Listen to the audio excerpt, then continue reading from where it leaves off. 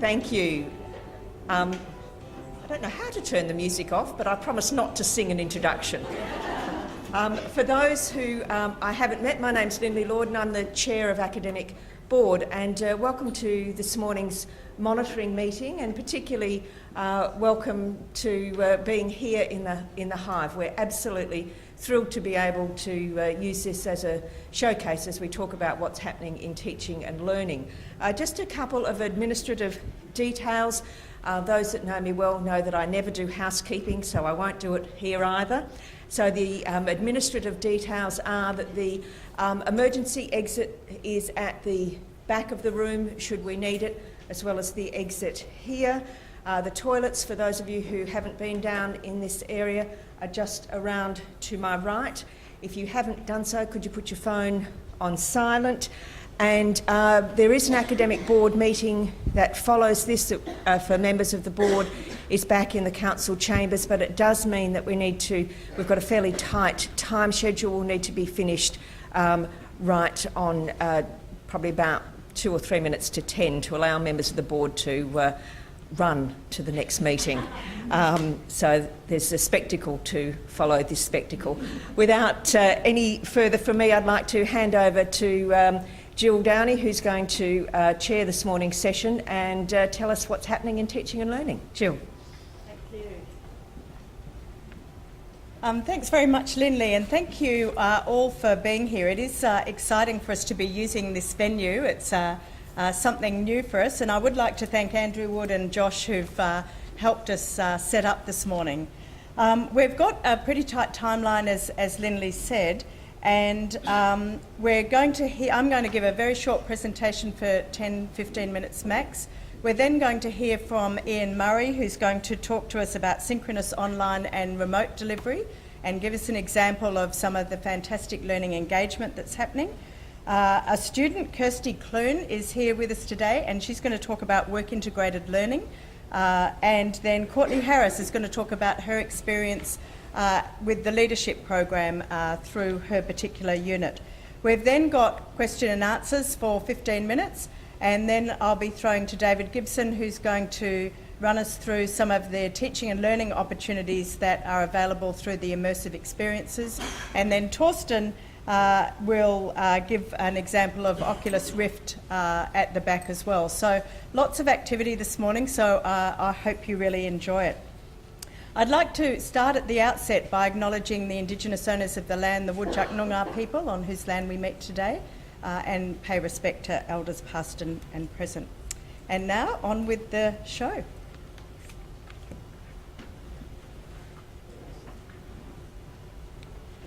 Maybe? The video, yeah.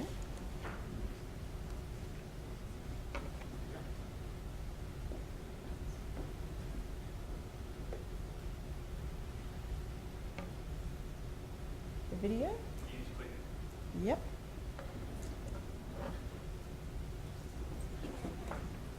Maybe you stay this side, Josh.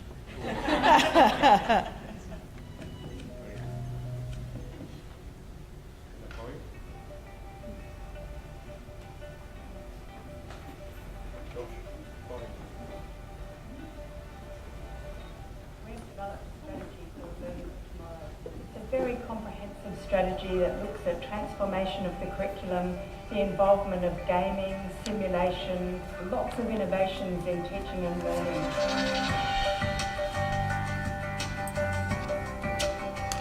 Students who do this externally feel quite alone, and it's quite hard for them, but doing it this way they actually can see their tutor and other students.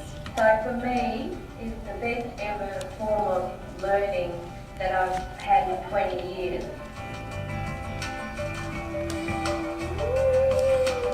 Teaching in a collaborative learning space is certainly the best facility that I've been in. The expectation is for when our graduates leave to have that ability to function within a digital space.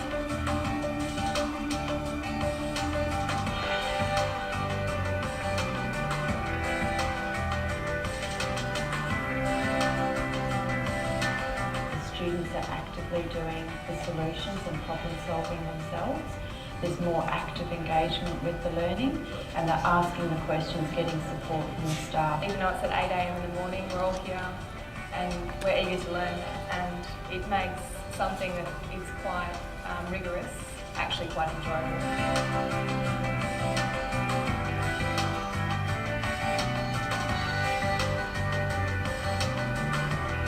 Potential for learning for tomorrow is amazing. We can improve the quality of what we're doing, we can improve and enhance the learner's experience, and we can excite students for tomorrow.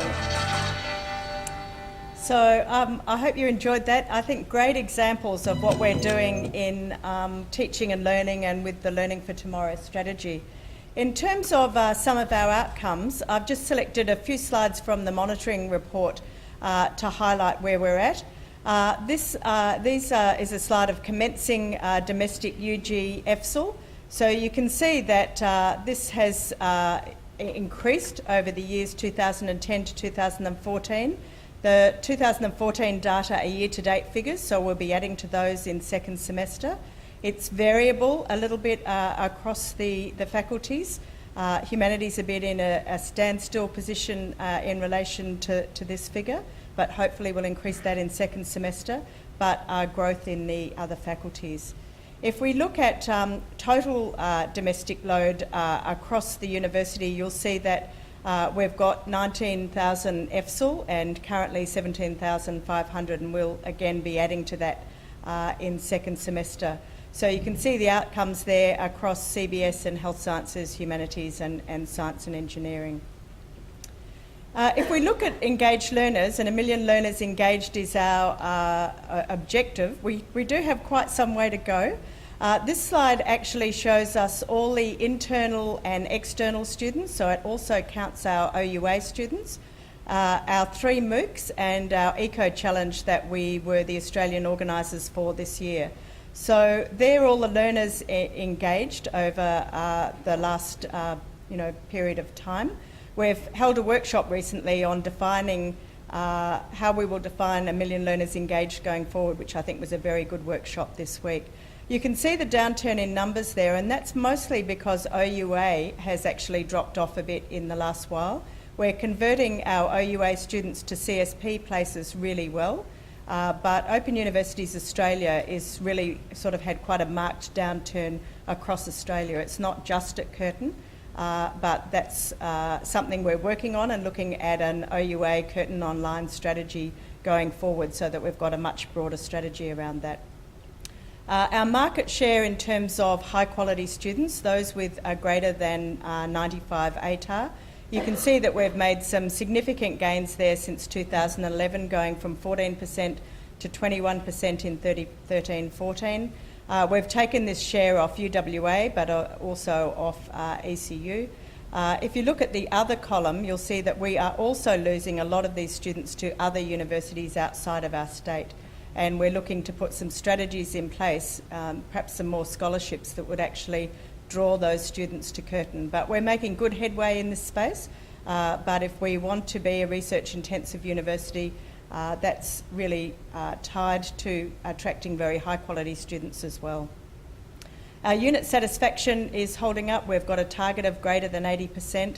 I think what we need to realise as we're going through transforming learning and implementing our Learning for Tomorrow strategy, we will see some movement probably in the evaluates as students get used to some of the changes that we're making to units and courses. And so I just wanted to highlight that I think we do need to monitor this closely and not be too alarmed if we have a slight dip before we rise again. Work integrated learning, some fantastic work being done in this area. We've really worked hard at identifying and making sure the data's correct. It's quite challenging because we don't have good data in Student 1 around work integrated learning, and we are all the time really refining how we're measuring this KPI. But you can see there that already year to date we've got nearly 15,000 students involved in work integrated learning. And this is students enrolled in the curriculum, so it's directly related to teaching and learning and the changes we're making to make work integrated learning sustainable as we go forward. We've also got a co-curricular program that I'll report on under the student experience later in the year.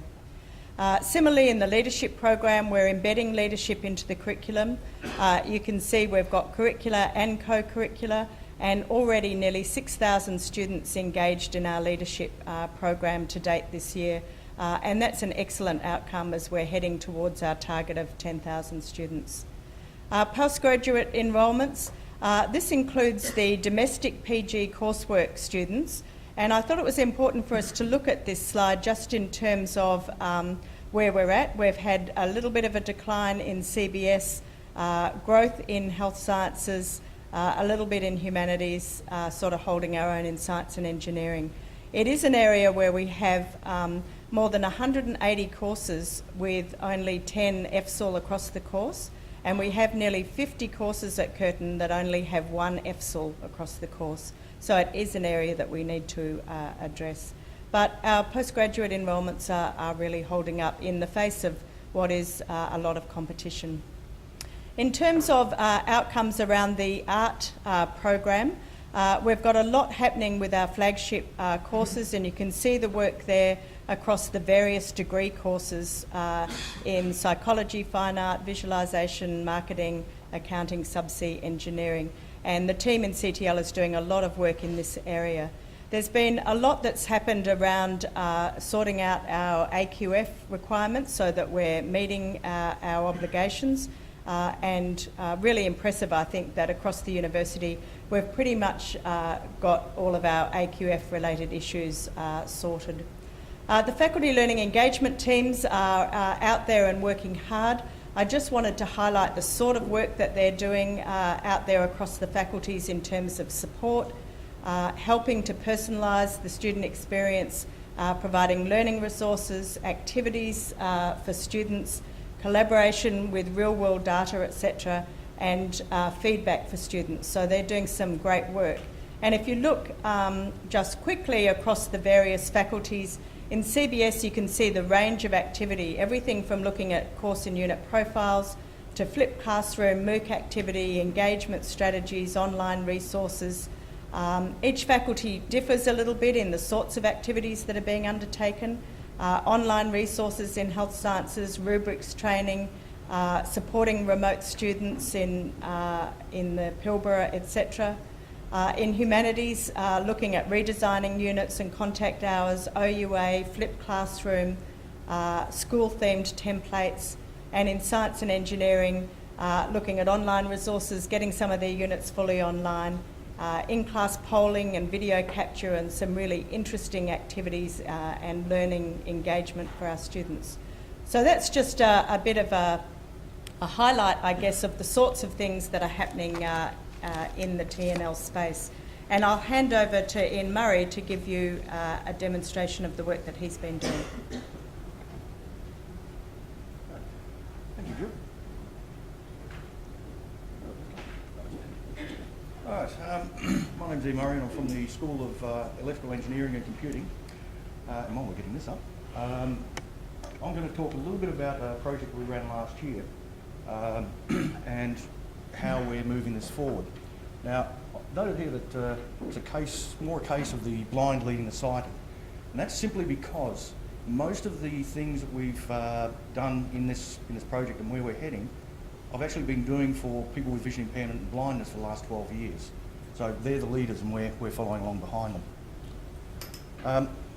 The original project was an initiative of the Transforming Learning at Curtin. We had assistance from the FLET team and also facilitated by Experiential, which is an external company. There were quite a few participants, we've listed them here, but as I said, I'm only going to go through a couple of the examples that Nazan and myself ran in our computer systems and networking courses. Can you hear me without the microphone? Hope so. Right, so the first project we had was on projects. Projects are a significant problem in engineering. Every one of our students has to do a year-long project. It's individual work supervised by a staff member. The problems here are that the students, because it's individual research, have difficulty understanding what they're meant to achieve. From the staff perspective, it's extremely time-consuming. And I look after all of the students doing projects in one particular course, and we have around 30 to 50 depending on the year. And if I only spend 10 minutes with each of those students, that takes up more than the entire day a week. And that's probably not a good use of time. So the solution we did is we come up with a single lecture explaining the requirements for the project, and we changed so that instead of coming and visiting me every week, telling me what they're up to, making a plan for the work in the following week, they produced a video. Just a short 10-15 minute video of what they were up to, and they had to actually present this, not just hand in PowerPoint slides, anything else. And we reduced the face-to-face meetings to once every 2 weeks instead. We need to keep this face-to-face meetings. We need to have the contact with the student. Now, it doesn't matter whether this is on Skype or whether it's in person, but we still need to have in-person contact with the students. The benefits that actually came from this were surprising. Because students had to create a video and had to post that up on our server, they put a lot more effort into it. They thought about what they were producing. They thought about what they'd achieved in the past couple of weeks. And they came out with some very high-level professional presentations. But also, all the other students could see this, so they saw, oh look, Bill's working on the same sort of thing I am, I can get some help from him. Or we can work together on certain subjects, and we've got collaboration going. And of course, they got samples of the kind of work they were doing they could show a prospective employer, add to their portfolio. So just to give you a very quick idea of what they're like, this is just one I've grabbed from this semester. Hello and welcome to Matthew Champagne's second Money Checker presentation. So he goes through his presentation as normal, but more importantly, preview is an instance of the Android library frame layout class that allows information or buttons to be overlaid on the camera preview. So, more importantly, not only can he give a presentation, he can demonstrate what he's working on. He can show the code that he's writing or the system that he's developing. And that really does assist other students as well. The next problem we had was one particular set of units. Network engineering is the one we used in this example. And again, we have 30 to 50 students in it. We only have very limited access to lab equipment. The equipment is expensive. So we only have 4 sets of lab equipment, $25,000 each, and ideally we should only have 2 students working on each set of equipment at a time, which means we'd have to have the lab open for 54 hours a week, manned, of course, persons, because NAS does all that. But worse for the instructor is you have to give instructions at the beginning of each lab. So you repeat a lecture 18 times a week, which is a complete utter waste of time. So our solution was that we create videos of the lab instructions, straightforward. Now, the nice thing about this is it's not only available to the student before they do the lab, it's available to them while they're doing the lab, and they can review it when they're writing their labs up. So it's a nice resource to have there, and we don't have to change them every year. In our field, we have to change everything every 2 or 3 years, but it reduced our workload and made it much more convenient to the students. The other section we're looking at is remotely accessible labs, which I'll get to shortly. But again, the very nice thing about these videos is not only do you just do a terribly boring standard presentation. Welcome to the next lecture on penetration testing. So here we have just the third step in phase. The standard sort of presentation, right? Students fall asleep if they have to watch that too long. But more importantly, if I can find a spot, there we go. We have demonstration of what they're meant to be doing in the lab if it'll play. The new window opens and then you can click on it and get a specific information about each services. Right, so not only do they get the normal presentation of what they're meant to be doing, but they get a demonstration and can follow the instructions in a much better way. And I've got to get moving. All right, our next steps, basically we want to start running our laboratories using this sort of technology shared between the locations where we deliver our courses. So we're setting up a series of labs where we'll have teams of students, 1 student from Sri Lanka, 1 student from Malaysia, 1 student from Australia. They will be one team working on one side of the set of equipment, and we'll have another team from various locations working on the other side of the equipment. They will collaborate over the internet, but working on real equipment. This increases the time we can actually have the labs open, so the utilisation of the equipment goes up. What we're building towards is a full system where we can add not only our networking labs but our embedded systems labs and other labs, all connected through virtualization and cloud type systems, private cloud.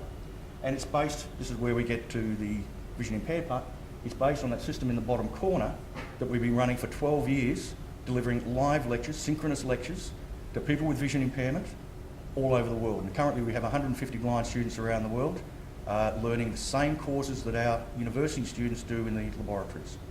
And as I said, been running for quite some time, very successfully. And that's physically what it looks like, so I won't go to that. One last thing I'd just like to show you is this is how it works for our vision impaired people. We have Kerry in the top left-hand corner, totally blind since birth. He's delivering a lecture to around 40 or 50, I can't remember, students who are globally located. We don't even know where some of them are. At the same time, we had Gino, who's also low vision, teaching about 15 students a bit of technology.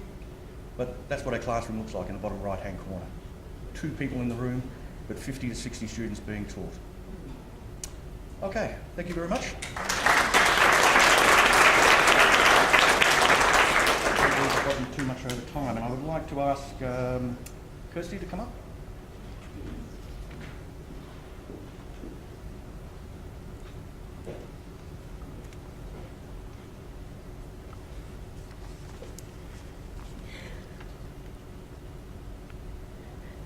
Hello everyone, as you've been told, my name is Kirsty Clune and I've been granted the opportunity of an internship under Work Integrated Learning here at Curtin.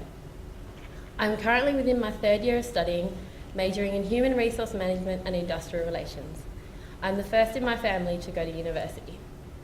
At the end of my 2nd year, I began my search for work experience of any relation to HR, with the knowledge of how competitive the job search can be for graduates. Not only was my reasoning to gain experience in HR, but also in office admin of some kind. This is important to my career of choice and something I have been unsuccessful in finding due to I study full time. Sorry. It was an unproductive search on my own. Through word of mouth, as my classes began, I heard about the WIL program here at Curtin. I was able to get in contact with Michelle Murphy, the partnership coordinator in WIL, and inquire to her about any available internships. She replied on the same day asking for my resume, and 2 days later Merce Drilling called me asking if I was available to come in for an interview. My internship is a full day once a week for a period of 10 weeks. Merce Drilling is an offshore drilling company with a base in Perth but headquarters in Denmark. From the first greeting at my interview, I felt at ease with the 2 HR coordinators, Lindsay and Jess. They have completely taken me under their wing and have provided me with the confidence to ask any questions, something which I highly value as I'm an extremely curious person. They have also given me the option to ask for any certain tasks or learning and development that I may seek personally through my time at this internship. They believe this is my opportunity to grow, and they want to help me gain the best possible experience from my 10 weeks. I have only entered my 4th week within this experience, and I already feel a strong sense of personal gain and knowledge. I have taken up an opportunity which allows me to use the theory I'm learning here at university, and I'm putting it into practice at a true workforce. Working there gives me a sense of responsibility and ownership. I'm at my own desk, and Lindsay and Jess have a personal email file they have given me to put through work as throughout the day. Given these tasks and completing them has allowed me the satisfaction to know that I've chosen the correct course for my future career. This is something I was worried about, as you don't want to graduate, accept a job, and then to my horror realise that 3 to 4 years of my life studying has led to the wrong path. As a student studying human resources, I know how negative job satisfaction can be, and I also know the costs of employee turnover can be for a company. The knowledge and skills I am gaining from my internship, such as understanding HR information systems, booking trainings and medicals, and understanding how confidential it is to be within this line of work. Also, just understanding the true language of business, which is something best learnt from experience. Working at Maersk has also given me the scope of how important organisational skills are needed within this career line. Something, unlike curiosity, that doesn't come well to me, and something I'm glad I've figured out, so it's something I can strive to work on. This opportunity is priceless for my future goals within the business world. Another area of knowledge which came to my attention through this internship is a true exposure to the business on a global scale. A multinational company such as Maersk has many global interactions, such as meetings with headquarters, expatriate workers, and partnerships with companies from all over the globe. Even if I sit in the background watching and listening, I know it's an opportunity to soak up any knowledge and know-how that I can, because there is a high chance within the future I'll be picked up by some company of international size. As you can probably assume from the way I am speaking, I truly appreciate the opportunity that this university has given me. It has greatly broadened my vision to the business world and the scope of paths that could lay ahead of me. My enthusiasm to learn and strive within the workforce, while always being there, has grown immensely due to the confidence I'm gaining from within this experience. I will definitely be seeking another internship as soon as my time at Maersk is complete. Thank you for your time.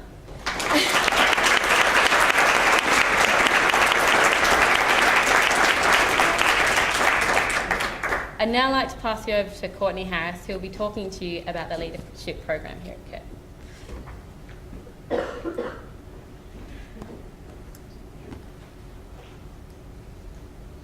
Thank you, Christy.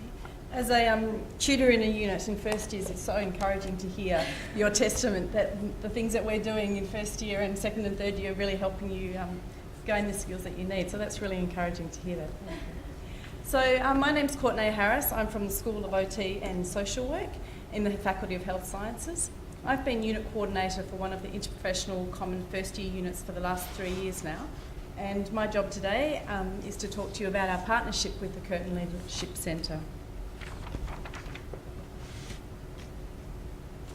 The unit that I'm unit coordinator for is Foundations for Professional Health Practice, and as the name suggests, is a professional practice unit.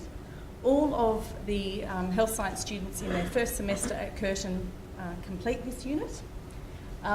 Because obviously all students are completing it, we have over 2,500 students each year in the unit, and this semester we have 45 tutors working within the unit. The unit is taught in 1 hour tutorial and a 2 hour workshop, so that's 3 hours of contact the students have with us each week.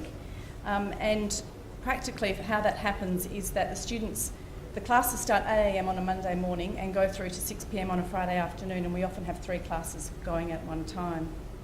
The classes have 2 tutors, both from different professional backgrounds in health sciences, and the students are put into interprofessional groups, so that we're trying to obviously encourage that interprofessional environment. Like all of the common first year units, the curriculum is underpinned by the interprofessional capability framework, which you can see here. We are trying to assist and skill up the students to be able to provide client-centred service, looking at common elements of collaborative practice with client safety and quality. And what we base the curriculum on is to try and help the students develop their professional practice skills in 5 key capabilities, which are in the purple circle in the middle. You can see reflection, communication, team function, conflict resolution, and role clarification. So our challenge and our collaboration with the Leadership Centre was to look at how we're going to incorporate leadership into this foundation unit. As you can see from the capability framework before, that teamwork is a key component of interprofessional capability framework, and also obviously teamwork is a key capability of leadership development. So together with the leadership team, we sat down and worked out how practically were we going to be able to embed this into our unit. And obviously taking into consideration the large cohort of students, we had numerous workshops and numerous tutors to work with.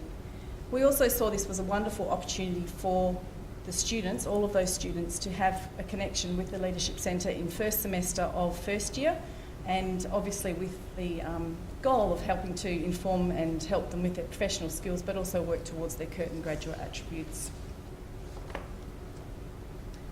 So in semester 1, 2013, we came up with a model that was very kindly committed to by the Leadership Centre, where they came in and they taught with us alongside our tutors for 40 workshops that week. And I think it was a very big task for them to do. And it was actually a wonderful experience for all of us that they came in. They obviously developed and designed the content of the workshop, and it included key areas of team development, team roles and effective teams. And what was really nice is that they taught alongside our tutors. So our tutors within the unit and obviously within the faculty had the opportunity to skill up in their own leadership skills, which was a wonderful opportunity for them. We received great positive feedback from both the tutors and the students with this collaboration in the classroom. And so we continued the same model in second semester last year. Our task, though, when we got our heads together with the Leadership Centre was, whilst this model was really effective in the implementation in 2013, we wanted to develop a more sustainable model. As you saw by Jill's presentation earlier, we are increasing numbers in health sciences. So even this year we had to, I think it was about 15% increase in student numbers, and so we ran 45 workshops and 45 tutorials each week. So we have more students, it's getting bigger, sounds like it's going to get even more bigger, and we also had a group of our tutors, about 50% of them, who were skilled up now, thanks to the collaboration with the Leadership Centre, in being able to develop this teamwork curriculum. So our next plan was then to look at building capacity within our own unit to continue this model forward. So what we've done this semester is the Leadership Centre came and ran some staff development workshops in a staff meeting, which was really great to refresh information for those tutors who'd worked last year in the unit. And we found that through all our programming and sorting out where the tutors were working, there were 7 workshops that had brand new tutors in that workshop delivering the content. So the Leadership Centre were great, and they actually went and co-delivered those 7 workshops with our own tutors. And once again, we've had really positive feedback that this model has worked. And so fortunately for our unit and for health sciences, the Curtin Leadership Centre have committed to continue to provide updated leadership development activities and notes for our tutors, so that the curriculum obviously remains relevant and the tutors remain refreshed. And this is the model I'm hoping that we'll continue to work with going forward. Questions?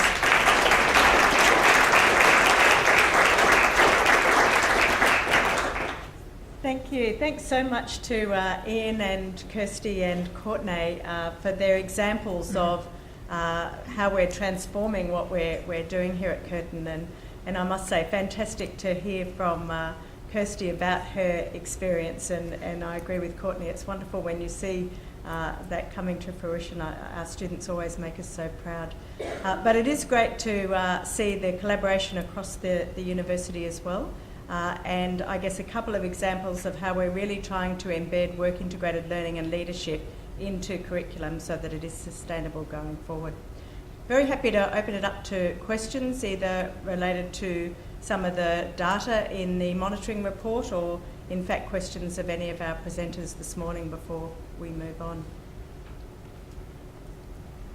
Jill, I was wondering what is the retention rate for the high ATAR students that we track, and what percentage of those going on to postgraduate work were high ATAR students? So how critical is it to get that group for the postgraduate research? Yeah, so I'll just repeat the question so that the video can pick it up. So it's about the retention of high ATAR students and how many go on to postgrad. In terms of retention of high ATAR students, it's something that we've done some work on, not through the data in the monitoring report, but through our student engagement and retention project. So many of you would be aware we've built a model to look at retention. It is a model that has collected data from 2009 to 2013. It's got 51,000 students in the model and some 12 billion elements, and people like David and Sarah have been working on that with Deloitte and a whole team.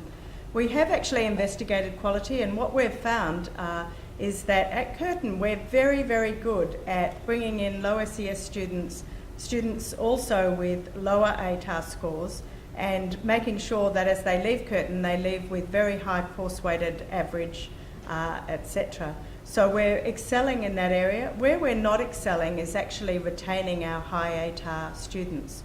The graphs actually show that in all faculties we sort of reach a peak in terms of retaining our high ATAR students, and then in each faculty it actually drops off. So we do lose our high ATAR students. I think some of the strategies we need to put in place is to sort of reverse that. What the retention modelling allows us to do is to really drill down and now work out why it is that we're not retaining our high ATAR students.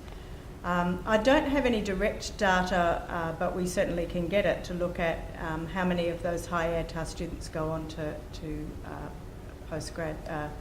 But in terms of anecdotal evidence, and I think what you see in the faculties, is that you do need to attract those high ATAR students so that they do go on to postgrad, masters and PhD. It is variable in my experience from one course to another. In some courses students track through beautifully, in other courses a high ATAR student doesn't necessarily convert to postgrad or PhD for us. But I think it's an area of focus for us. We really do need to target that area. And it's good that the current modelling is giving us some really good insight into that. Some other questions?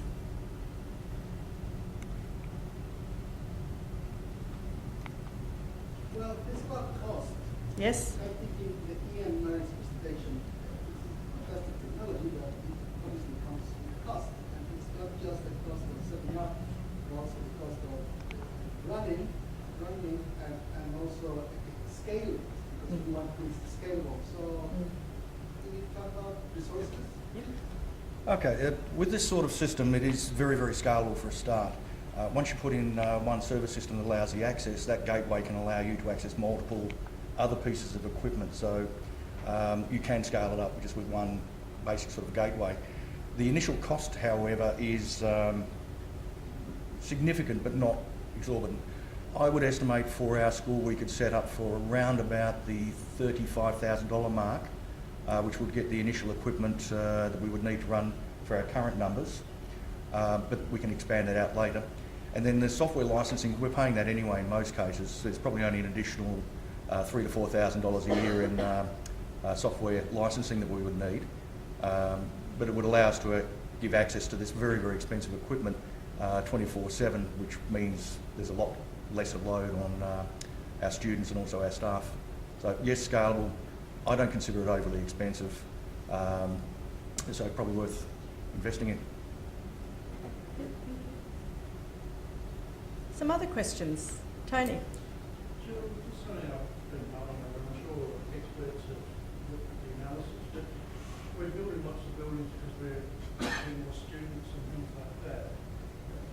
What's the pros and cons of going to a trimester-based system? Because it seems that we can utilise just the infrastructure to let them recently.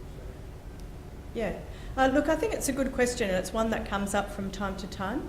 Lindley and I have been doing some work across the university that's come out of Academic Board looking at the academic calendar, because currently, although we run trimesters in various faculties, there are challenges in ensuring that students can have a sort of 12-week experience, get their results before they start the next semester. And we do have some challenges, particularly in being an international university in that space. So out of Academic Board last year, many of you might have been at the forum that we held looking at the academic calendar to see how we could fit in a trimester for more of those courses that wanted to do that. We've since completed consultations in each of the faculties, and we'll be putting out a paper shortly to look at that. I don't think there are any plans for the whole university to go to trimester, but what we do want to make sure is that where we offer it, it's a quality experience, and that in sort of alignment with our values, what we're offering and promising students is what we can deliver. But I do think if we tweak the academic calendar a little bit, we will be able to fit in a trimester model for those courses that want to do that. And there's no doubt that our resources, our physical resources, are underutilised, and we need to work out how better to use those resources, particularly as we go forward with the Curtin Town planning, etc. as well. So that's sort of where we are at the moment with proposals around any sort of trimester. Yes. Yes, what, from the presentation? Yes. Yes, okay. I'll make sure that CTL actually circulates a bit more about the Art 2015 and the FLET reports, absolutely. The faculties have each been reporting on what they're doing with the faculty learning engagement as a faculty learning engagement team, and they've been putting that out for the last little while, so I'll make sure that they're more widely circulated.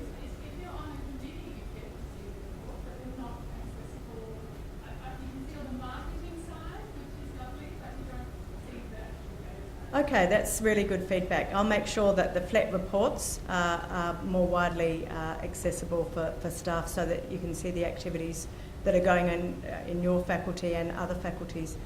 We've got the website, but they're obviously not updated on the website. But we'll make sure we do that. Yeah, thank you. Good feedback. Any other questions? Tony? Another question, just a comment. This is just fantastic. Sort of showcases some of the things that are going on, and I'd love to be able to get more staff to see some of these things and to experience it. For me, the professional stuff, it makes you so proud of what's going on on the board business, and I think it's worthwhile hearing somebody like Kirsty talking about their experience. That's just wonderful. Yeah. And look, I think the Festival of Learning was obviously designed to showcase what we're doing, but look, we'd be very happy to do some other sessions with staff in your area or wherever across the university. CTL will only be too happy, I'm sure, to be involved in that as well. There is a lot going on, and it is hard to keep abreast of all the sorts of things that are happening. So if anyone wants extra sessions with staff and so forth, more than happy to assist. With that, I might throw over to David Gibson, who's going to give us just a few minutes on what the opportunities are in teaching and learning for the immersive experience that's behind you there. So if you can sort of listen to David and look to your right.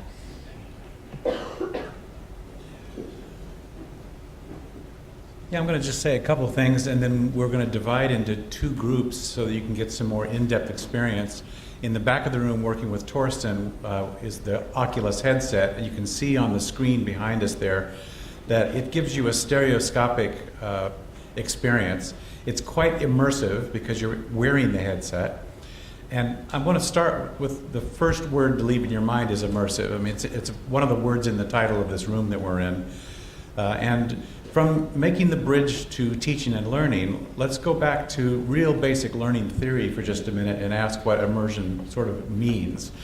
One of the theories that all teaching and learning relies on comes from constructivist ideas that started with Russian psychologists. One of their first concepts is that a tool mediates your interaction in a world. So this is a tool, and it's going to be mediating our experience. And this comes from Leontief, and we can give you more information on that. Now, during the mediation process, one of the first things that we usually associate with this is a physical experience, but I want to point out that all learning has physical, emotional, and cognitive components. And the point of immersion is that in a space like this, whether you're wearing it on a headset, experiencing it online, or experiencing it together in an environment like this one, is that you're engaging all three systems. So, for example, we're walking down the hall of the Egyptian palace at this point, and by the way, this is not being projected yet in 3D. We're going to do that when you join us over on the side, I think, just for now so it's easier on everyone's eyes. So we're getting a sense of the actual physical size of the room that we're in.